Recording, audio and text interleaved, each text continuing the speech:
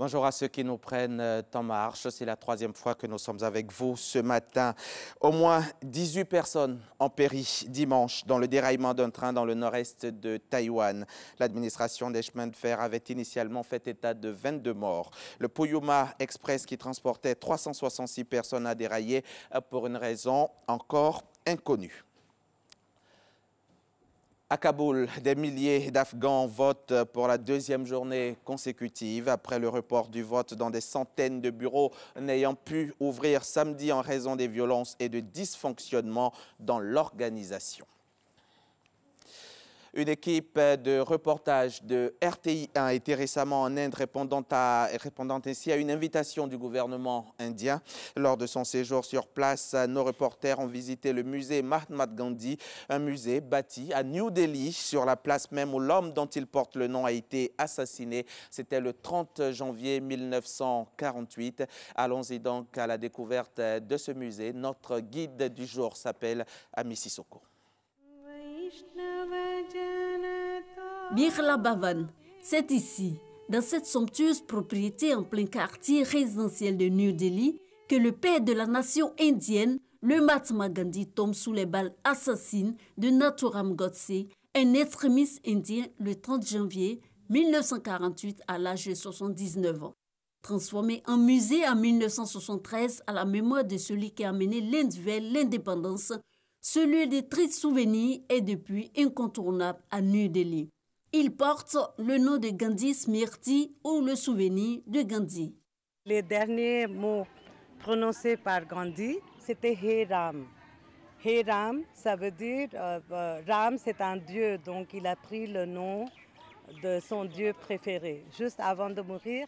Au-delà de tout ce qu'on apprend dans les livres, il faut vivre la réalité. Donc ce grand homme politique et spirituel qu'on appelle Gandhi, on a eu la chance aujourd'hui de vivre son histoire. Le Mahatma Gandhi, c'est un personnage qui a fait le tour du monde, surtout à cause de sa philosophie de non-violence, qui a inspiré beaucoup de leaders en Afrique et aux États-Unis, particulièrement Martin Luther King, qui a mené une lutte héroïque sans avoir une seule fois versé dans la violence.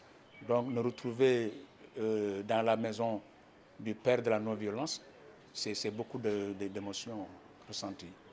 C'est dans cette chambre, modestement équipée, que le Mahatma a passé les 144 derniers jours de sa vie.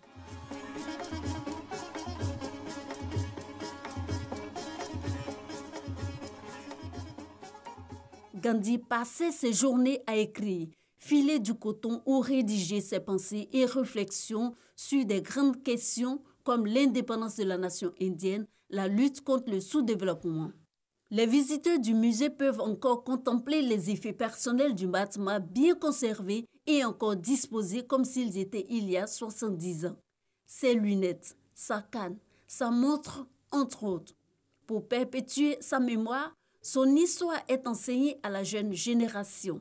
Sa vie et sa philosophie de non-violence retracées dans ce musée. C'est des choses qu'on a eu l'habitude de voir dans les livres, mais venir jusqu'au lieu même où l'histoire s'est passée, c'est vraiment émouvant, c'est très instructif. Nous avons découvert le bureau où il travaillait, il menait ses politiques, ses affaires politiques, tout ça, donc c'est impressionnant. Quand il n'était pas occupé à ses réflexions profondes, le Mahatma Gandhi était à la prière. C'est d'ailleurs sur le lieu de prière qu'il fut assassiné. À l'endroit précis a été érigé un petit mémorial en forme de véranda à laquelle le visiteur accède en suivant ses pas reconstitués. C'est à cet endroit même qu'il est tombé. Le Mahatma Gandhi était venu offrir sa prière. Il était accompagné de deux de ses disciples. Et quand il est arrivé à cet endroit précis, tout d'un coup, dans l'assemblée, il y avait donc son assassin qui a sorti son revolver et l'a tué. En suivant les pas du Mahatma Gandhi, le visiteur peut découvrir aussi l'histoire de l'Inde qui se confond avec la sienne. Dans cette galerie est retracé en photo le long chemin qui a mené le Mahatma Gandhi vers la postérité et son pays vers l'indépendance. Reportage signé Ami Sissoko depuis l'Inde, d'où elle revient. La caravane de migrants honduriens poursuit sa route vers les États-Unis.